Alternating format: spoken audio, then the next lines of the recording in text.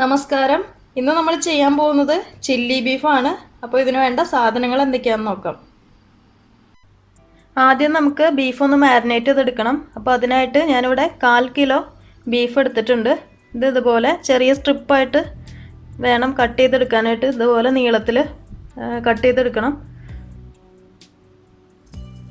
ഇതുപോലെ കട്ട് ചെയ്തെടുക്കണം.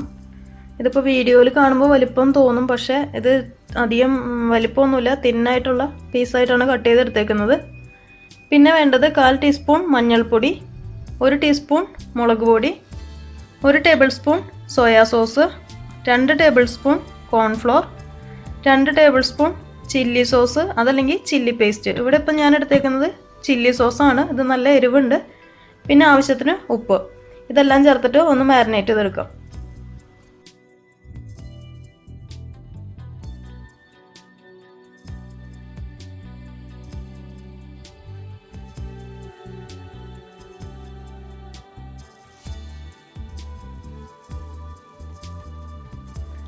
നമ്മുടെ മസാല ഞാനിവിടെ നന്നായിട്ട് മിക്സ് ചെയ്തെടുത്തിട്ടുണ്ട്.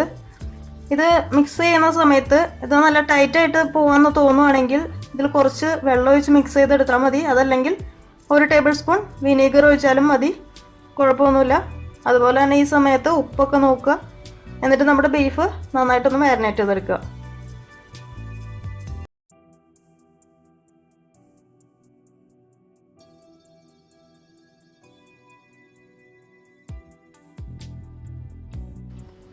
ബീഫ് ഞാനിവിടെ നന്നായിട്ട് മാരിനേറ്റ് ചെയ്തെടുത്തിട്ടുണ്ട്. ഇനി ഇതൊന്ന് റെസ്റ്റ് ചെയ്യാൻ വെക്കണം. അപ്പോൾ നമ്മുടെ സമയം കിട്ടുന്ന പോലെ തന്നെ ടൈം കിട്ടുവാണെങ്കിൽ ഓവർനൈറ്റ് വയ്ക്കുക. അതല്ലെങ്കിൽ മിനിമം 2 ഹവറെങ്കിലും റെസ്റ്റ് ചെയ്യാൻ വെക്കണം. ഞാനിപ്പോൾ ഇവിടെ 2 ഹവർ വെക്കണുള്ളൂ. അതിനുശേഷം നമുക്കിതൊന്ന് ഫ്രൈ ചെയ്തെടുക്കാം. ഇനി വേണ്ടത് വെളുത്തുള്ളി 4 എണ്ണം, അതുപോലെ തന്നെ ഇഞ്ചി ഒരു ചെറിയ കഷ്ണം. ഇത് രണ്ടും ഒന്ന് ചെറുതായിട്ടൊന്ന് ചതച്ചെടുക്കണം.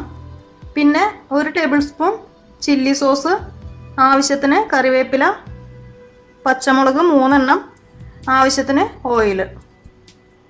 നമ്മുടെ ബീഫ് മാരിനേറ്റ് ചെയ്ത് വെച്ചിട്ട് 2 മണിക്കൂർ കഴിഞ്ഞു. ഇനി നമുക്കിത് ചൂടായ എണ്ണയിലിട്ടിട്ട് ഫ്രൈ ചെയ്തെടുക്കാം. ഇനി ഒരു പാൻ വെക്കുക. എന്നിട്ട് അത് ചൂടാകുമ്പോൾ നമ്മുടെ ബീഫ് ഫ്രൈ ചെയ്തെടുക്കാൻ ആവശ്യത്തിനുള്ള ഓയിൽ ഒഴിക്കാം. ഓയിൽ ചൂടായി വന്നിട്ടുണ്ട്. ഇതിലേക്ക് നമുക്ക് ബീഫ് ഇട്ട് കൊടുക്കാം.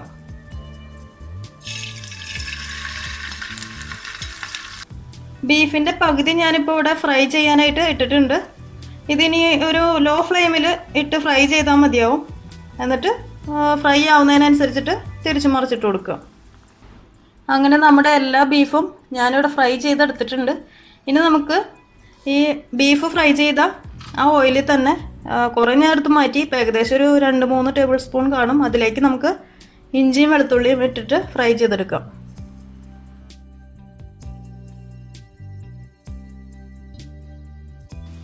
ഇഞ്ചിയും വെളുത്തുള്ളിയും ആയിട്ടുണ്ട്. ഇത് ഫ്രൈ ചെയ്യാന്ന് പറഞ്ഞാൽ അധികം അങ്ങോട്ട് ഫ്രൈ ആയി പോകണ്ട.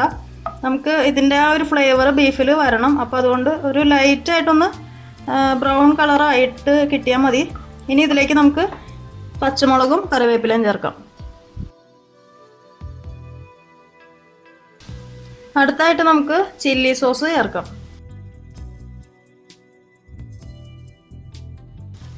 ഇനി നമുക്ക് ബീഫ് ചേർക്കാം.